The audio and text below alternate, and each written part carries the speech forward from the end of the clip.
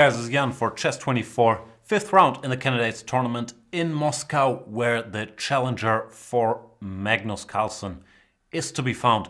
And for the game of the day, we're gonna look at an encounter between two of the favorites, Levon Aronian from Armenia against Fabiano Caruana from the United States of America.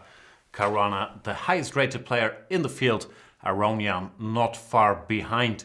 So far, Aronian has won one of his games against Veselin Topalov, while Fabiano Caruana has drawn all his games, even though he came more than just close to a victory against Topalov. In the fourth round, he was totally winning a piece up, but blew it, so now he has to hold his own with the black pieces against the Armenian Levon Aronian. Aronian goes for 1 d4, one of the very few top players that almost never opens with 1 e4. Caruana chooses knight f6, so far no surprise. Caruana quite flexible in the opening. c4, he plays e6, knight to f3, Aronian's favorite move in this position. And now is the moment where the first surprise does happen. Caruana goes for c5, inviting the Benoni defense, which is very rarely seen at this level. Last world-class player to play it regularly is the late Vugar Gashimov, who unfortunately passed away way too early at age 27. But most top players do not play this line because they don't like the space disadvantage that comes with the move d5 and the strategic risk. After d6, knight c3, e takes d5, c takes d5, g6, we have the starting position of the so-called modern Benoni. One brief X-course. It's important, or at least most players consider it important, to only employ the Benoni if you want to play it at all against knight f3. If white plays the other popular move, knight c3 here, then c5, d5, and let's say we play as in the game, d6, e4, takes, g6, allows white other options than transposing with knight to f3. He has the very sharp move f4 at his disposal here, and there's also one of my favorites, the knight maneuver, knight to e2 to put this knight on g3. So normally players don't want to allow this with black, but they sometimes, and as I said, it's rare even here, go for it after knight f3. So g6, Aronian plays e4, the most natural move, even though recently the development with bishop to f4 followed by h3 and many times e3, not putting this pawn to e4 just yet, has been very popular as well. And Aronian has employed this plan himself. But this time around, he plays e4, occupying the center, g7, and he plays another solid natural move, the move bishop e2. Arguably, the most popular plan in this position is to play h3, controlling the g4 square, and then putting his bishop on d3. But of course, there's nothing wrong with bishop e2, and it has been played countless times. Short castles. Now, let's briefly talk about the potential plans for both sides. White has more pawns in the center, and what white very often wants is to prepare the advance e5. For e5 to have any impact, it's best if this is accompanied by a pawn from f4. So ideally white would like to arrange his pieces something like knight d2, knight c4, that's the best square for this knight, then push f4, develop the other pieces somehow, and prepare the e5 breakthrough. That's the big strategic risk black faces by going for the structure. Black, on the other hand, typically looks for counterplay on the queen side, either by going a6, b5. If he goes a6 very early, white typically answers it with a4, making it harder for black to get in b5. Therefore, black tries to combine this idea of play on the queen side, often with play in the center, putting pressure against the e4 pawn, and sometimes on the king side, knight to h5, intending f5, or other things of that nature. So it's a complex position where black takes a lot of strategic risk, but Caruana shows he's willing to take risks in order to win games in this candidates tournament. He goes for rook e8 here, the most natural move, targeting the e4 pawn, and Aronian plays knight d2. Might look clumsy at first sight, but it makes sense if we keep in mind that the white plan very often is to go f4 and put the knight to c4. Caruana plays knight bd7, natural move developing this knight. The alternative plan, which is just as popular, is to put this knight on the rim for now, put it to a6, and the point is that from a6 the knight can go to c7, helping to prepare the b5 advance after, let's say, rook b8 and a6 later, while the d7 square is left open for this knight. Both moves have pros and cons, equally popular. I'm not sure which one is better and why. Knight b7 is a little more classical. Here, white once again has a wide choice. a4 is a typical move, rook e1 is a typical move, h3 is a typical move. But the move played by Aronian also makes a lot of sense. He goes queen c2, overprotects his e4 pawn in order to prepare knight to c4. And Caruana doesn't want to allow that. He goes knight to e5, taking the c4 square under control. Teasing white, provoking him to play f4, which doesn't have to be a great idea just yet, because white is still a little underdeveloped for such action. For example, knight to g4, and there is already some unpleasantness looming on the e3 square. Therefore, Aronian plays a different plan here, wants to conclude his development first. It's a little rare, but makes a lot of sense to me. He goes b3, intending to put his bishop on b2 on this long diagonal in order to neutralize the powerful black Benoni or dragon bishop on g7. This position is the one where we see the first novelty of the game. Caruana decides to play the move bishop to g4, which makes a lot of sense strategically. First of all, this bishop is often a bit of a problem piece for black in the Benoni. It doesn't really contribute for the fight over the e5 square. And secondly, black has less space, therefore he doesn't mind exchanging some pieces, and bishop g4 offers just that. The move that was played mostly in the past is even more ambitious strategically. It's the move g6 to g5, fighting against the white f2, f4 advance, trying to establish this knight on the beautiful e5 square, or on some lines even to vacate it to g6, controlling the dark squares. Very double-edged plan, but Caruana decides on the move bishop g4. He doesn't mind white going f3, then he would go to d7, and f3 has sort of weakened the dark squares around the white king, so no surprise that Aronian doesn't go for that. Instead, he takes on g4, knight f takes g4, and goes bishop to b2. And his plan remains more or less the same. He wants to go h3, f4, put a rook on e1, and knight on c4, and then push through e4, e5. Black has to do something, and Caruana once again plays the natural move a6, preparing b5 to pursue counterplay on the queen side. Aronian decides not to go a4 here. There's some funny line. I'm not sure if this was his reason at all. Maybe his reason was just, I'm weaker on the queen side, I don't want the position to open there, and after a4 he can still prepare rook b8 with a5. There's also a strange little line that starts with queen h4, threatening checkmate, h3, bishop to h6, introducing ideas with bishop takes d2 and knight f3. And here, if white were to play the move knight to e2, covering the f4 square amongst other things, then black goes bishop takes d2, queen takes d2, queen takes h3. Cute little shot. G-h3, knight f3 check, king g2, knight takes d2. The reason I'm showing you all of this is because this works for black after the inclusion of a6 and a4, because after rook fd1, now black has knight takes b3, and he's collecting lots of pawns, even though he would lose one piece after, let's say, rook a3, knight f2, king f2, knight a5. This is about equal, and it would not have worked immediately without a6, a4, because here, if we try the same thing,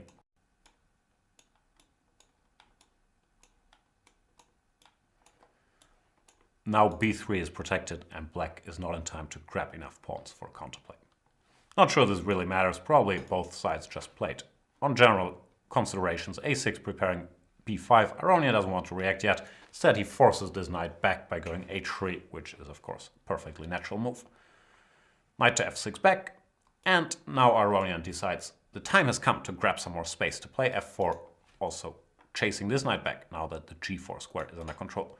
Knight ed7, looks like black has lost a bit of time, which is of course true, but he has managed to exchange his bishop, which would be a sorry sight if it still were on c8.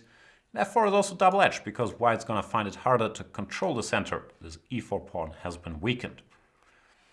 Aronian plays the most natural move in the position for now. He goes knight to c4, putting this knight on its dream square, attacking the d6 pawn. Black has to react. If black stays passive here, queen c7, now white would finally play a4, establishing his knight here, and once again have the very dangerous plan of going rook a1, followed by e5 in the near future. Therefore, Caruana plays a stronger move in my opinion, immediately challenges the knight on c4, doesn't mind exchanging the best white piece, and Aronian says, you know what, that's fine as long as you improve my pawn structure and get my own pawn to c4 from where it supports the d5 pawn. Plays rook a1 once again, thinking about e5. Could have played e5 immediately even, the point being that after takes, knight f d5, white takes, black has to recapture with the knight. Here rook a d1 is a very unpleasant pin. White would come out on top in this line, but Caruana could have played more strongly after e5 takes. He could have played knight takes c4, b takes c4, rook takes e5. Pawn up, white has positional compensation because of his passed pawn on d5, and he could go for knight a4, attacking this pawn and the rook, but the computer spits out moves like knight to h5 here, and white is reminded that his king is a little alone, and after bishop e5, black would have very good counterplay on the dark squares. Now if this happened, Aronian played the more natural move rook a1, and Caruana goes knight takes c4, b takes c4. Now e5 is a big threat, so black has to do something about it, and he plays another typical move, knight to d7, before e5 happens, controlling this square and clearing the way for his bishop to occupy the nice d4 square. The queen in some lines can go to h4, so strategically it's very sound. But Aronian, who of course is familiar with the classics, now employs a very typical idea that has been one of the biggest enemies of the Benoni, of the modern Benoni, over the last, whatever it was, 50, 60 years. He goes for the breakthrough e5 anyway, a pawn sacrifice, because the square is well covered. And the point is after d takes e5, white doesn't recapture, but instead he goes f5. His reasoning is, okay, I've lost a pawn, but I've forced you to put your pawn on e5, so you can't occupy the square with the knight anymore, and your own bishop is locked in after e5, d, e, f5. So there's good reasons to do this, and why this has been such a powerful weapon. If white started with f5, the situation is completely different. Now black puts all his pieces on perfect squares and gets a great position. Let's give credit to the classics here. This idea with e5, f5, as mentioned, has been around for a while, and the stem game, I believe, is a game played in 1960 between Jonathan Penrose and Mikhail Tal. Mikhail Tal, former world champion. I hope I'm right about this. Penrose is a former correspondence world champion. Anyway, he was the first to come up with this idea. He played e5 here, d takes e5, f5, and crushed Tal in a nice attacking game. So you see there is more than one precedent. This idea has been played many times over the centuries. e5 takes f5. Now black has to do something. The most standard response to this plan is to play e4, giving the pawn back and freeing this bishop. But it's not such a great idea here, because his bishop on b2 is eagerly awaiting this development, and after knight takes e4, white is just much better because of his more active pieces. Another sensible looking move would be to play knight f6, trying to stop white from going knight e4, also trying to stop him from going d6. But that's also well met with a cute little bishop maneuver. Bishop back to c1. This bishop says, I've done my job on this diagonal. I wanna go to do bigger and better things from g5. This position looks unpleasant for black. For example, b5, trying to generate some counterplay. Bishop g5, say queen b6 to unpin. F takes g, bishop f6, knight to e4. Even though white is a pawn down here, this is sort of a dream position for white in the modern Benoni. This knight is untouchable. Pawn on d6 is strong, the black king is weak, and the black extra pawn really is not felt at all. So this is a position black should avoid at all costs. Therefore, Caruana does the right thing. He plays actively, goes for b5, trying to generate counterplay to undermine this very powerful white pawn chain in the center. And Aronian plays the textbook move. He puts his knight on the e4 square. There was an alternative. The computer feels quite strongly about d6 being the best move here, clearing the d5 square for the knight when the position remains extremely complex. Something like knight f6, attacking the pawn rook to d1 and e4, or queen to d7. When it's a mess. White has counterplay compensation because of his pawn on d6, but I'm not sure if white is better. Knight to e4 is a more natural way to handle the position. And Caruana consistently keeps looking for active counterplay as well, because knight b6, intending to play knight takes c4, followed by queen takes d5, eliminating all of white's pawns. And he's telling Aronian, okay, I understand what you're trying to do, but if I take all your pawns, you're gonna have to mate me, or you're gonna lose the game. And this is a very key moment in the game, where Aronian himself, at the press conference I was told, showed a beautiful line that seems extremely dangerous for black, but he did not pull the trigger. He could have played the move f6 here. Not the most typical move, because you're blocking your own rook and you're blocking the f6 square for your pieces.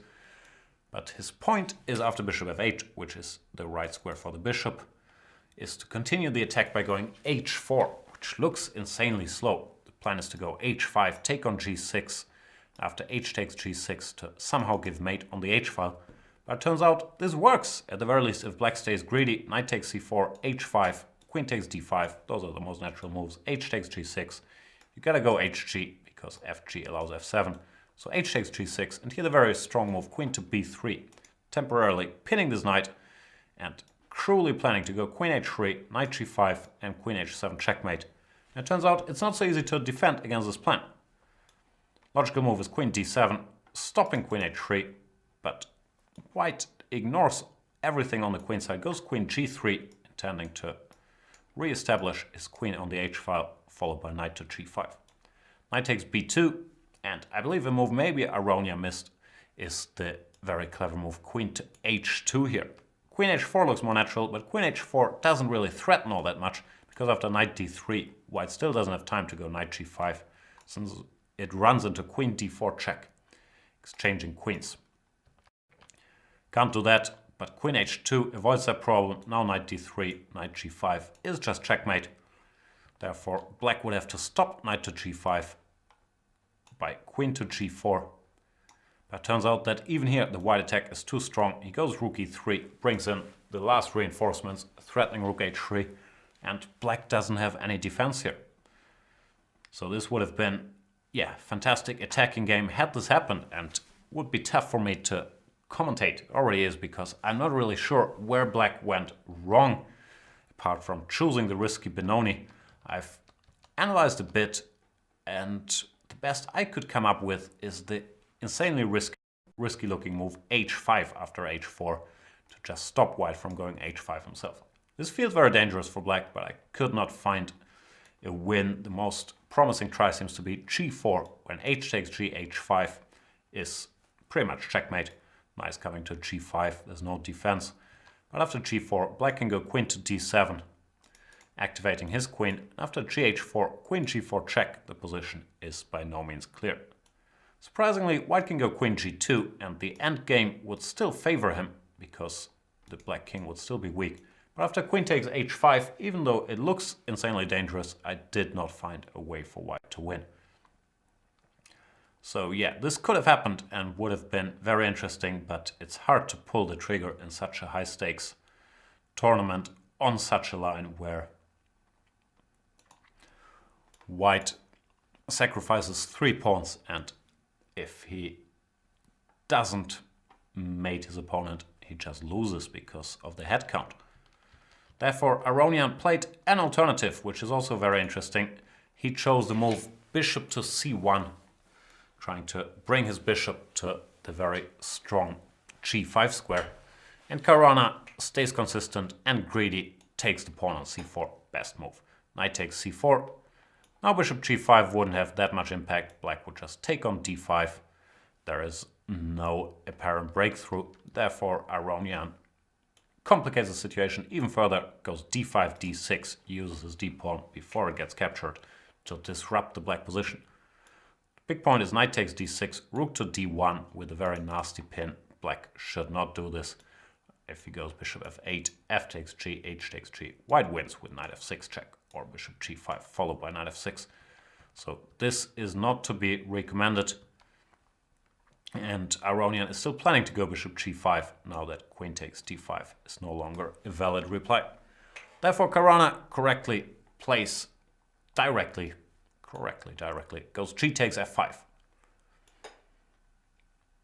Rook takes f5 is more or less forced, and now he captures on d6. The big difference being that if white were to pin him now, rook d1, he can sacrifice his queen very advantageously. Knight takes f5, rook d8, black has more than enough material, 2 rooks and 2 pawns for the queen, and black would have a serious advantage here. So after knight takes d6, Aronian has to do something else, and of course he had anticipated this. He goes for the move bishop to g5, attacking the black queen. Once again, it was interesting, even here, to sacrifice it by just going knight f5, bishop d8, rook d8. In this case, black only has a rook and a bishop and 2 pawns, but one of them can be captured for... Oh no, sorry. He has 3 pawns at the moment. After white captures 1, it's 2. For the queen, roughly material balance. I'm not sure. It looks possible to play this, but I don't think black is better. His king is a little too weak for total comfort. Another possibility after bishop g5 was the natural move queen d7, keeping an eye on f5, when white would have to go knight f6 check to keep the attack looming. Bishop f6, rook f6, and the black king starts feeling a little lonely without this bishop on g7. The computer says this position is fine for black, but it gives some very computerish lines as it tends to, and I'm not surprised that Caruana did not like this. Computer says rook e6, logical. Queen d3, very strong move, pinning the knight and intending to go to g3. Here, black has to find e4, queen to g3, and the strange, very strange move, knight to e8, allowing a discovered check from this bishop, but turns out there is none. Well, there are some, but there is none that is life-threatening because this knight covers g7. The computer says black is slightly better, whatever that means here. But yeah, to come up with e4, knight e8, I believe, is more or less impossible, at least if there is an alternative. And Caruana chooses that alternative. He goes queen to a5, attacking the rook on e1. Well, let's remember, this rook is also still under attack. White only has one way to play, to retreat the bishop, attack the black queen in reply. Bishop to d2. The queen retreats all the way to d8. Now, you might ask yourself, why not go to b6, where it can't continue to get harassed by bishop g5? The reason is once again knight f6 check, bishop f6, rook f6, and this pin looks a little awkward, and the king once again looks a little alone. The computer, as it tends to, defends even this position, but once again this looks extremely risky, and Caruana probably decided he's had enough risk-taking for the day by playing the Benoni and playing a sharp game, and he repeated moves here. So this game ends on move 30 with a threefold repetition after bishop d2, bishop g5, bishop d2, bishop g5. Very complicated fight. Caruana willing to take risks to get a sharp game, and Aronian obviously also very willing to take risks, sacrificed a bunch of pawns. He decided against the option f6, which had he done that, played h4, sacrificed all his pawns and won the game, we would probably be talking about an attacking masterpiece and questioning the validity of the Benoni as a whole. Probably I would be pointing to the move bishop g4 as just losing too much time in reply for exchanging these bishops and saying g5 was a better way to play, which I could still do. But I honestly don't understand enough about the Benoni to give a final verdict. I can tell you there was an exciting game. Of course, the tournament standing of the two players didn't change. Both got a draw, means Levon Aronian is still on +1. He still has a plus score against Fabiano Caruana in their individual encounter. 6 wins for Aronian, 4 losses.